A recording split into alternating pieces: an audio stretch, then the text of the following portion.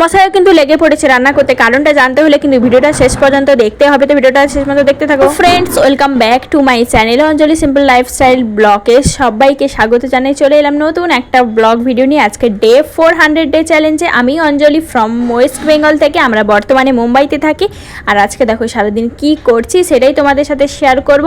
আর husband wife দুজন মিলে জমিয়ে আজকে রান্না করলাম, তো সেটাই তোমাদের সাথে ভিডিওটা শেয়ার করব। তো চলো ভিডিওটা স্টার্ট করছি।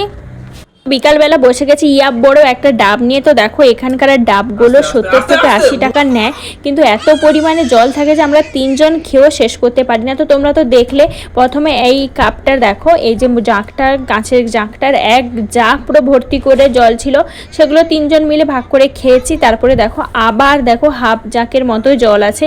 তো এখানে 70 থেকে 80 টাকা নিলেও কিন্তু অনেকটা বেশি পরিমাণে জল থাকে, কিন্তু গ্রামেরগুলো কি হয় না, বেশি পয়সা নিলেও জল তেমনটা বেশি থাকে না, কিন্তু এটা এখানে সেটা তোমরা পাবে না। এখানে দেখো বড় বড় ডাব আর বেশি জল থাকে। জলটা কত পরিমাণে দেখো, তোমাদের সামনে দেখলাম।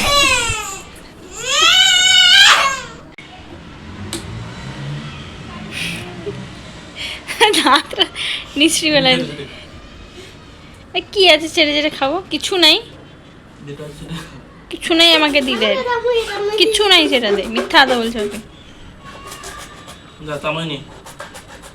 চামচ আনবে, সে খাবে। তার হাসিটা দেখো,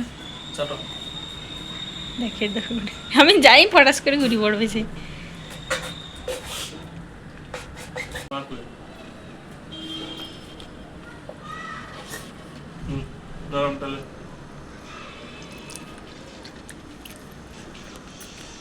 আরে হ্যাঁ করে তো খাবি তোর ওই সিজন।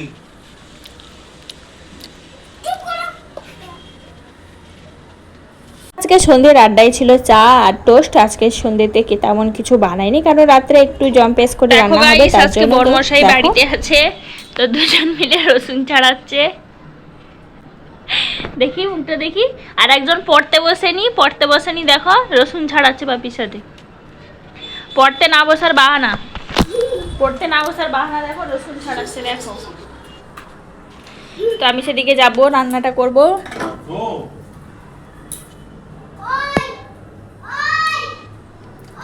তো এখানে বিকেলের কিছু বাসন আছে, বাসনগুলো ধুবো। আর এখন চা খেয়েছি। তো আজকে রাতের মেনু লুচি আর আলু পটলের কষা।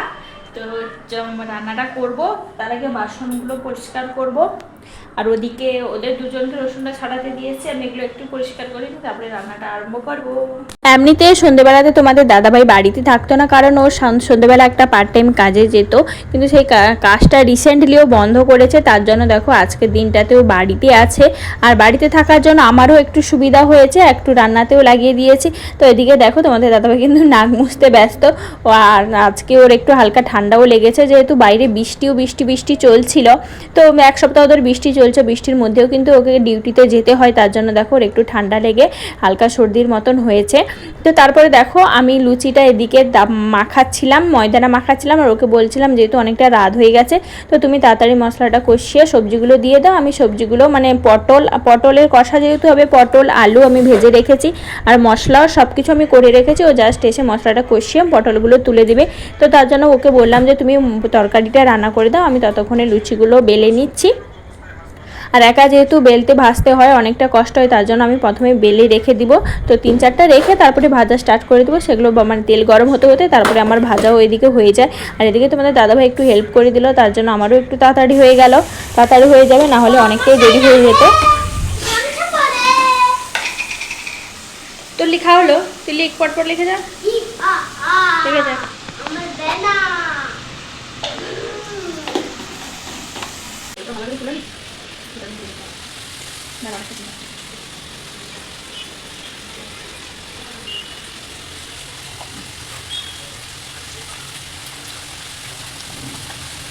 লুচি লুচি ফুলে যাবে, ফুলে যা, আমার লুচি আবার ফুলবে না।